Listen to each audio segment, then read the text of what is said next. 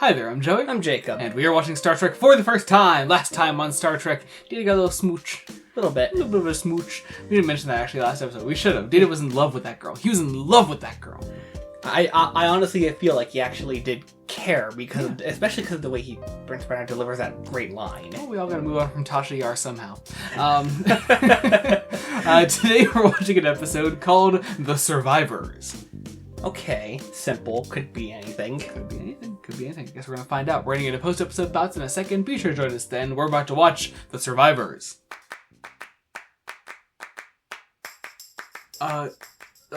John fucking Anderson, I guess is all I have to say.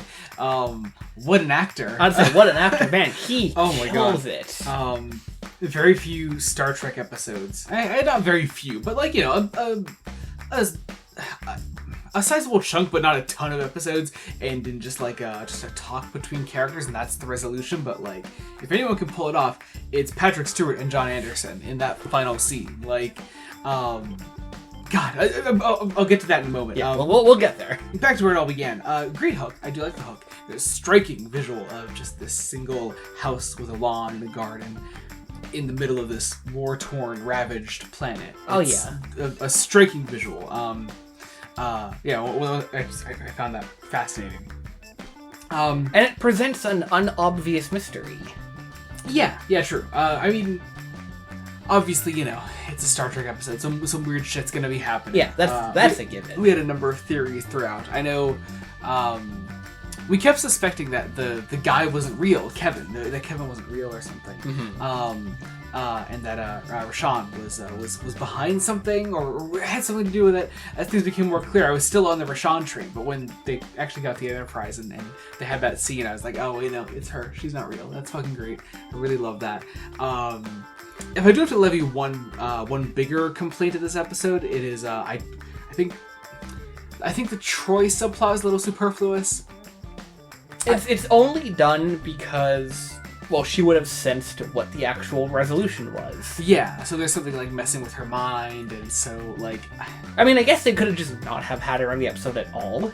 Yeah. I mean, you know, giving Marina Sirtis more to do isn't a bad thing, but also like it's a subplot that like I found myself really struck by. I was like, oh, that's really cool. Like, we never really see Troy affected in this way by the weird happenings in the Enterprise, but so I was struck by that visual, by the way Sirtis played those scenes, and then there's just a scene later on where he's like, she is cured now. I'm like, oh cool, all right, that's it, easy, done. All right, gotcha. All right, that's weird. Because I thought at first it might have been something to do with her people, actually.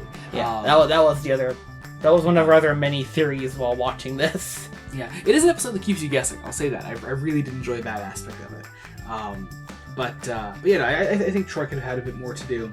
I like the visual of the music box to represent Kevin and Rashawn's relationship, and like how they sort of like replicate that through their dancing. It's nice. It's a nice idea. I enjoy that. I did like the idea as well of the warship that would attack the Enterprise. That I'm guessing, I would assume, they never say it outright, but I would assume it was based on one of the ships of the people that destroyed that planet. It had to be. It's really the only logical thing that he could conjure. Yeah. At the end of the day, Kevin's worst crime, I think, is inaction, essentially. It is that he chose not to take a side in the end. It was just the fact that he chose not to fight. And when he could have, realistically, with his immense power, and they've portrayed immense power with this character, he could have done so much more. He could have saved these people, honestly. Which I guess is his whole point. Mm-hmm. That's his great crime. That is. I mean, his actual great crime is genocide. Genocide, yes. But no, like, he could have. The idea was that, like, I assume the idea was that him and Rashawn were there for a while, and like he could have done some genuine good on that planet. And I don't know. I find that fascinating. There's just so much regret in this character, and in John Anderson's performance, which is why I'm praising him so much. He is phenomenal. He is the star of this episode. I really, really loved him. He didn't really stick out at first to me, because I was like, oh cool, it's something with the old lady. It's gonna be, you know, she just seemed to stick out more, which I guess, you know, is the makings of a decent red herring in a mystery. Yeah.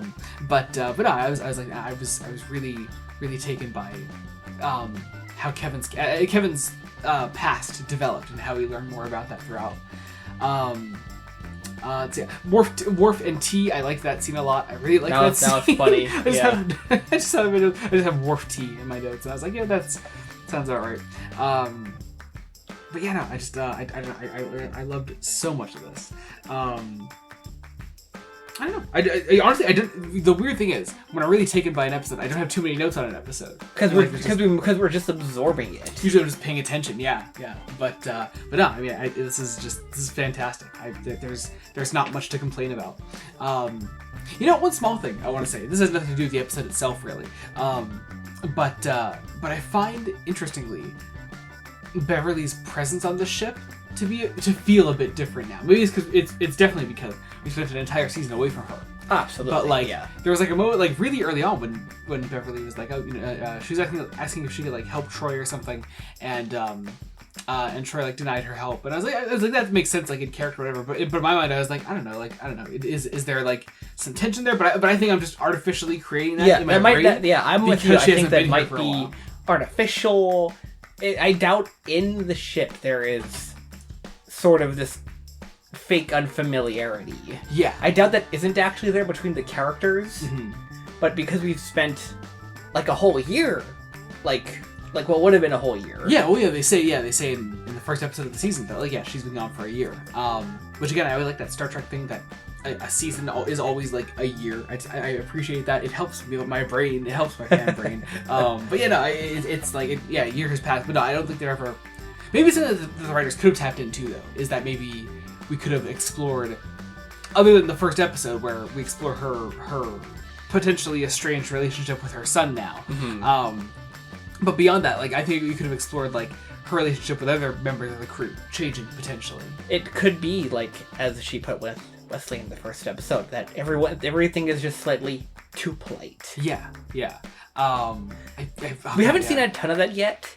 That everything is slightly too polite. There are certain characters that I could believe just like Beverly being back on the ship and just absolutely nothing changes. Like Worf, I can't imagine anything changed. Picard, I imagine just welcomed her back with open arms. I imagine there's nothing there, but there are a few characters maybe between, because I always felt there was at least back in season 1, I felt there was at least some kind of woman to woman relationship being written between Troy and Crusher.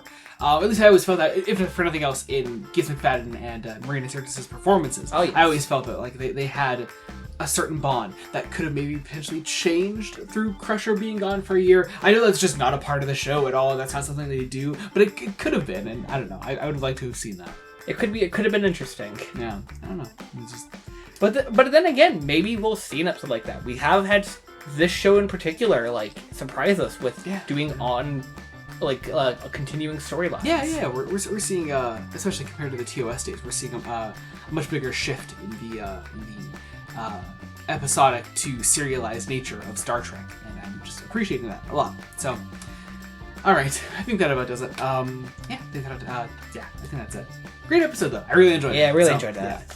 Yeah. Thank you all so much for watching. Be sure to join us next time when we continue Star Trek: The Next Generation. Until then, this has been Joey Morgan. I'm Jacob. Goodbye.